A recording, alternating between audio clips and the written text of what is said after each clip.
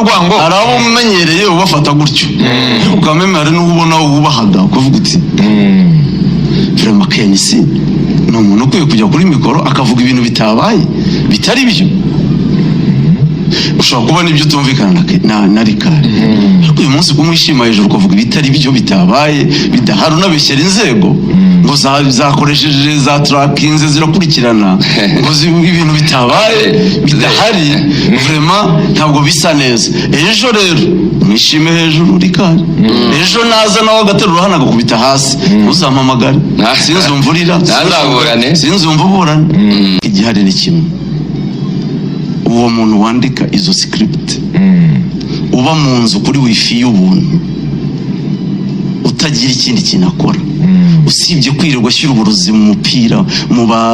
mu banyamakuru mu basifuzi mu batoza mu baperezida mu bayobozi ubaye ikibazo hano wigize igitangaza hano muri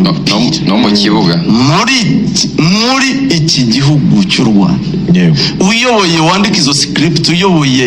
intambara yo kuzashyira hasi SKFM kuko abinakeza ndagira ngo mubwire ngo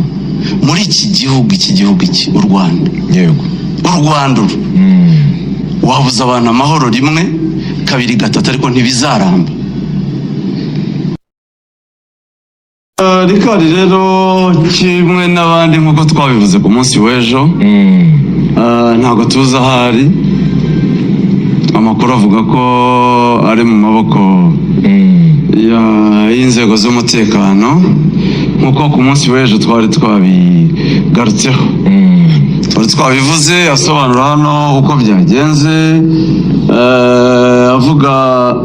inzira zo kujya i Cairo buriya abantu ntibabizi si n'ubwa mbere bitabye babanje kwitaba mbere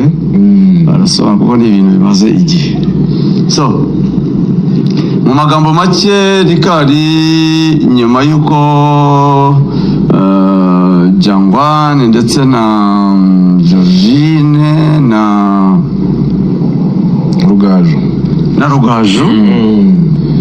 Rugaju batawe muri yombi kujya kubazwa nyine kuri ibyo gukurikiranwa sinibaza ko ari no kubazwa kuko kubazwa bari barabajijwe ahubwo buriya no gukurikirana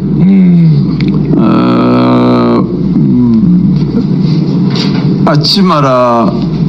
sinzi niba yari yabimenye cyangwa atari yabimenye ariko yahamagawe nawe na auditora militaire niba ari auditora militaire sinzi uko babivuga cyangwa auditora general militaire ubwo n'urukiko rwa gisirikare nawe yarahamagawe nk'abandi asabwa kwitaba urumva arababwira ati ubu ni nijoro kandi ndumva njyewe nta cyaha nakoze cyatuma nitaba muri iri joro ati nzitaba ejo ati nabanje kugera mu kazi nawe bamenyesha Rikari aza hano ku kazi ejo yego avuye hano ari hano ku kazi yego yavuga rwose auditora yazanye hano convocation ya Rikari abantu bakurikiye ikiganiro ejo hari umwanya bumvise twamaze akanya gatoya tutavuga ntibyatinze cyane biteza n'urujijo gatoya ukuntu bamutwaye muri studio n'ibindi byinshi urumva kubera ko twacecetse umwanya tutavuga kandi ariyo ngingo twari turiho abantu batekereje ko ariko bigenze ariko inzego za gisirikare z'u Rwanda sinibaza ko ari no mu Rwanda gusa no muri Afurika cyangwa se no ku isi ziri mu nzego twavuga ngo zikora neza zubaha amategeko donc zikora ibintu byabo mu buryo buri smart rwose bwa kinyamwuga kuko muri iyi case ni abantu benshi bahamagaye jewe nzi babwira ati jewe ntabwo mbitaba urumva ntabwo nshobora kuba ndi umufana w'ikipe mfata amafaranga yanjye y'umuryango mu rukundo rw'ikipe merekeza ikipe nk'umufana hanyuma mumbwire ngo ninze mumfunga ntabwo nzi urumva barahari b'abafana batabyumvaga kimwe nk'uko Rikari yavuga ati naguze itike ngiyi sibyo ku mafaranga yanjye. ndi mu bantu babimenye mbere abimbwira n'uburyo n'amafaranga aho yayakuye yabimbwiye mbere bitaraza nta nuzi ko bizabaho. ni umwe mu muntu atagira ubuhamya uko yambwiye n'aho amafaranga yayakuye. urumva rero kutabyumva birashoboka cyane ariko ati ntabwo amafaranga yanjye no kudasobanukirwa ikiri kujya mbere ati nanayafungirwe byagoraga kubyumva. urumva so ni abantu benshi mu bari muri iyi kesi batabyumvise vuba kandi ibyo byose umuntu wese kubimwumvisha nyuma abyumva nyuma kuko birashoboka ariko inzego zacu genda zishimira cyane kuko ibyo abantu batekereza siko zikora. zirakora neza. nkombaho urugero ikintu nasobanukiwe nyuma gishoboka nibyo narishyuriye cyangwa Karenzi yarishyuriye. ese kuki wowe batagira impungenge zivuga ngo kuki ubuyobozi bw'ikipe butayaguha ukitwa ko wiguriye itike cyane cyane ko binavugwa ko nyuma y'urwo rugendo basanze kuri konti y'ikipe yihariye amafaranga menshi yaravuyeho. ukoze urugendo Minadefu yishyuye ibintu byose ariko se asanzwe kuri konti y'ikipe yava nk'oniki cyane urabona ko nyuma urugero havuyeho miliyoni 30 n'urugero kandi Minadefu yishyuye ikintu cyose gisabwa cy'urugendo. kuki batagira impungenge yuko wenda witiriwe ko wayiguriye kandi wenda ahubwo ubuyobozi bw'ikipe bwayikuguriye bikitwa ko wayiguriye ariko wenda yavuye muri ayo nacyo Karenzi yakomeza. nicyo ni ikintu nacyo watekerezaho nacyo cyane. icyo mvuga jewe nuko nemera ko yaba Minadefu yaba APRFC bafite uburenganzira busesuye 100% bukurikirana. urumva si abakozi babo gusa n'abandi bagira aho bahurira n'ikoreshwa nabi ry'umutungo wa APR cyangwa wa Minadefu bafite uburenganzira busesuye bwo kubikora kandi vraiment barabikora neza. n'undi muntu wari we wese Rikari nk'undi wese utari wabyumvise ku munsi w'ejo haje umufande hano umumajoro w'umudamu utavuga amagambo menshi udafite amahane aratuganiriza nk'abayobozi atubwira icyo ashaka tumuha Rikari amuha convocation ayisinyaho iriho 8 z'amanywa Rikari ayisinyaho ikiganiro kirakomeye. ni nacyo Karenzi avuze ngo ahantu hanyuzeho batavuga harimo gusinya kuri convocation cyane ariko amuha umwanya uvuga ngo nusoza ikiganiro n'ubundi nuzanira 8 convocation ya 8 rwose ayisinyaho bitisha ikiganiro sigaye ngo ngwino tugende ngo y'imigigirano nsinyiraho gusa yuko nahageze nabikumenyesheje hariho isaha uze kwitaba bitanahungabanya akazi akora cyane. ikiganiro yobo yagomba kugisoza akaza kwitaba afande yisubirira akazi ke neza ntawahutaje ntawabwiye nabi nta kibazo. urumva kuko uko byagenda kose Rikari si umukozi wa APR n'icyaha yakoze reka twemere ko yaba yaragikoze cy'iyo itike y'amadolari 800 Rikari afite ubushobozi bwo kuyishyura bibaye ngombwa. so sinumva ukuntu yari kumuhutaza cyangwa kumubwira nabi. yaraje ntabwo twabeshyera inzego kwa meme turimo turavuga ibi yabaye yaraje asiga iyo convocation birarangira. iyi ni operasiyo y'uko byagenze kuko hari igihe ubona n'abantu bakuru bubaha bakabaye bararenze urwego ugasanga abantu barabakoresha baravuga ubusa hari abantu bakabaye bubaha bakabaye bafite kameme aho urwego bagezeho no kwiyubaha no kubaha ibintu. so Rikari dukora ikiganiro kirarangira Rikari tujya mu biro nk'umukoresha turicara n'abayobozi bandi dukorana n'abafasi twari Rikari tureba convocation ye yego ikivuga n'abandi dukorana bose bari bahari vuga no ibyo byo byose si kesi urimo wenyine twari twanabivugiye hano ushobora kuba ari amakuru ushobora kuba ari n'izindi mpamvu twebwe tutazi ariko kameme uru ni urwego rukuru mu nkuru z'igihugu rugushaka ugomba kurwitaba sibyo so icyo twakoze ni iki twabwiye okay ugomba kwitaba ntitubone ikibazo kirimo nta gikuba cyacitse nta cyabaye genda witabe cyo koza mbere yo kugenda yego mbere yo kujya kwitaba hamagara inzego ziyobora itangazamakuru byumve neza yego hamagara inzego ziyobora itangazamakuru Rikari ahamagara turi aho ngaho ahamagara madamu Scovia Mutesi umuyobozi wa RMC aramubwira kesi yanjye imeze gutya na gutya na gutya na gutya Scovia aramubwira ati okay minota mikeya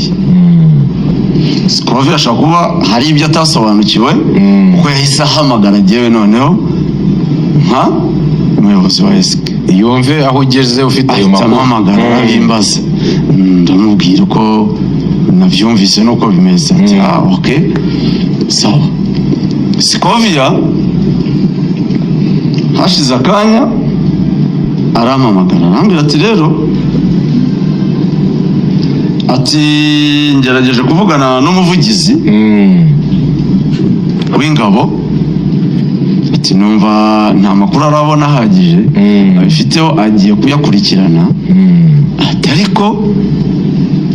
hagati aho ndimo ndanashaka umugaba w'ingabo kuri telefone ariko ari mu nama kugira ngo nawe mumenyeshe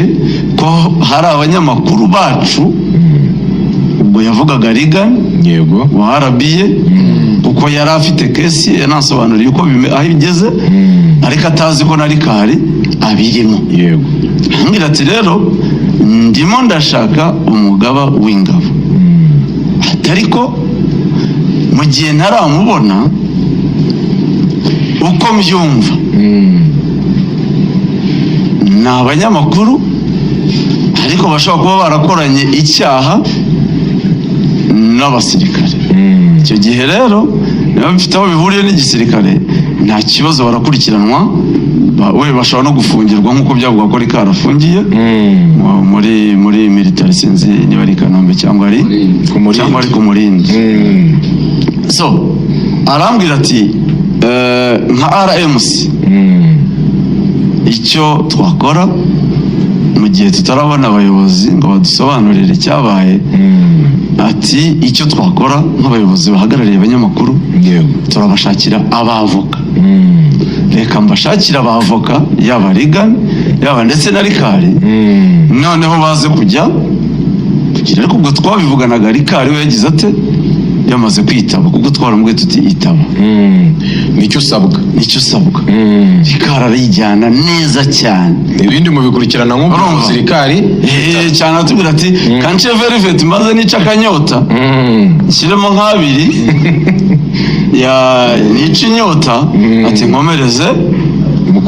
kwitaba aragenda bikora atyo koko aragenda Scovia aho aboneye abavoka yarampamagaye arambura sinamwitaba ariko niwo mwemerera RMC yatinze kubona umuntu nka Scovia cyane n'umuyobozi mwiza aricyo kimangaho kurira muvuduko agenderaho muzima n'uwo basirikare si abasivili ntatuza byo bwo gusa mu muyobozi ugomba kuba uri kurira muvuduko havutse ikibazo ugomba kuvuganira abantu uyobora kabiba hafi speed yawe bijyanirane kuko yaranambwiye ati mvuganye n'umugabo w'ingabo ati ama message ko ari mu nama ati ariko nanjye muhaye message ko hari emergency ko hari ikibazo cyihutirwa ko barimo bafunga abanyamakuru ati ambwiye ko ari bumvugishe ati ariko hagati aho abavoka reka turebe abavoka bari bujye kuburana kureba gukurikirana icyo kibazo niba ari ikiburanwa niba ari igikorwa. Scovia hashize umwanya arampamagara arambura, mbuze ahamagara Rikari ashaka kumubwira ngo amubwira ahari avoka ahamusanga bavugane mbere yuko yitaba. So amuhamagaye batangiye kuvugana asanga Rikari yamaze kugera aho yitabye, aho bamuhamagaye ntibashobora kuvugana neza kuko yatangiye yaramwitabye agiye kumuvugisha yumva bamusabye kuva kuri telefone. Urumva? Yego. So ubwo nibwo kuko nanjye nongeye guhamagara Rikari sinamubona. Yego. Mu magambo make nuko byagenze. Rwuvuga ngo Rikari yijyanye neza cyane n'umutima mwiza proditora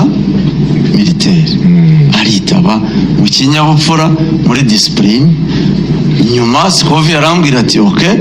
ntabwo nashoboye kuvugana nawe, ariko ibyo byose narigana sinashoboye kumuvugisha. Jewe icyo nkora umwavoka arakomeza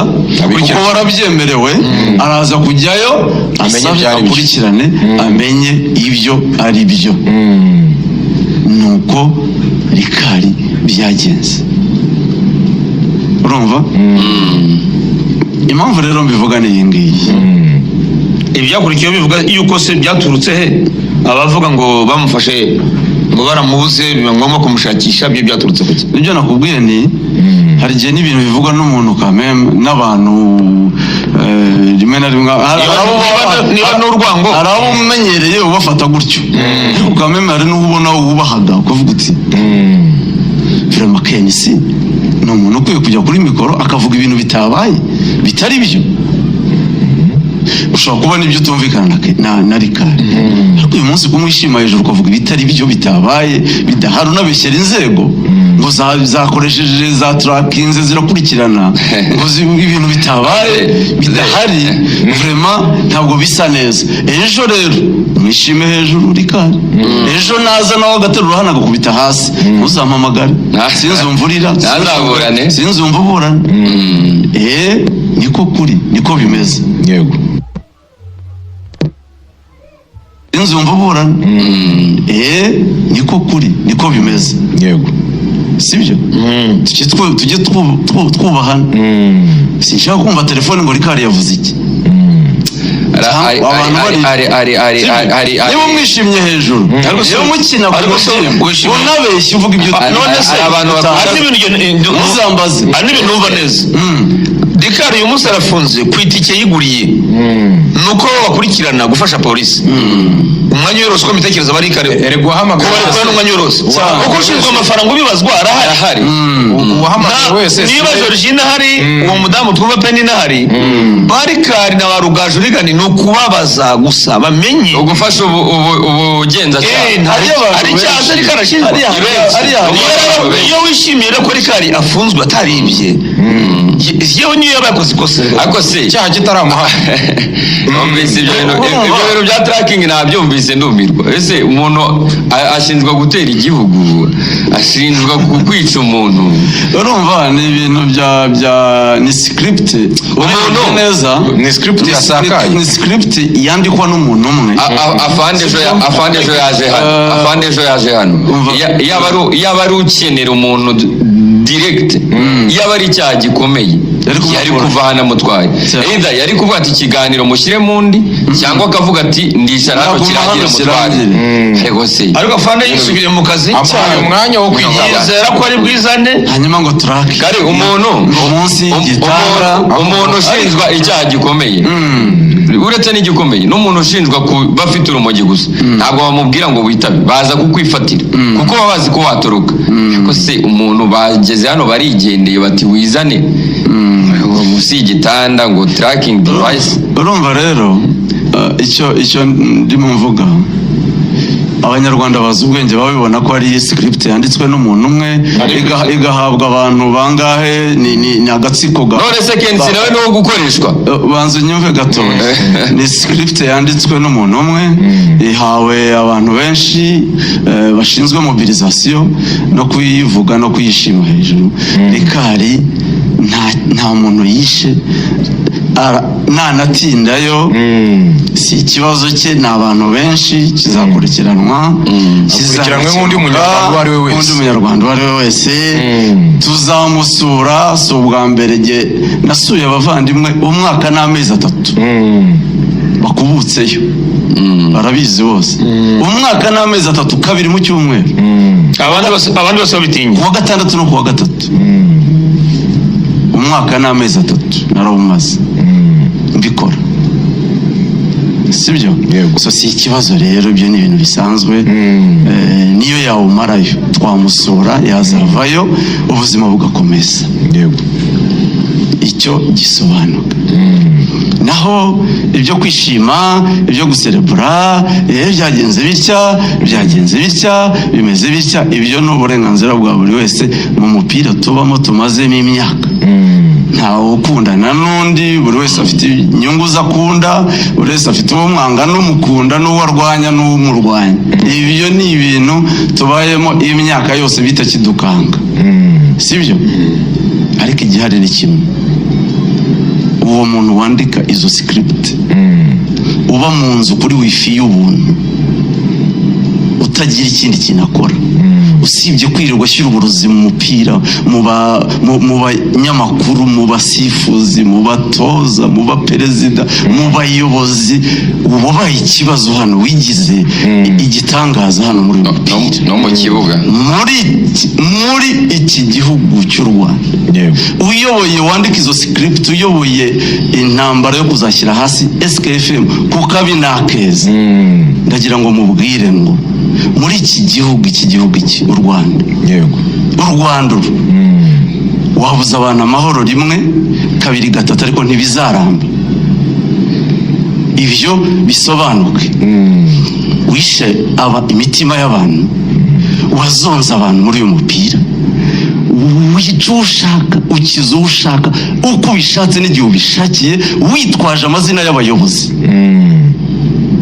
ariko igihe kirahari bizarangira tuyikomereze ikaze kuri Kigali Team Vibes rero nk'ibisanzwe mumaze kubyumva rero kuri CKFM rero aho bari barimo basobanura cyangwa se basobanura uburyo uyu munyamakuru wabo Ishimwe Rikadi cyangwa se umwe mu Mutasi Rikadi rero yamaze cyangwa se Rikari yamaze kuba atabwa muri yombi nyine n'urwego rwa gisirikare nyine rw'ubuyobozi bwa APRFC kugira ngo agire ibyabazwa ku by'amafaranga akomeje kugenda avugwa nyine yanyerejwe ubwo APRFC yasezererwaga na Pyramide yagiye Misiri muri Misiri nyine i Cairo agukinayo uyu musore mwabyumvisha uburyo yabisobanuyemo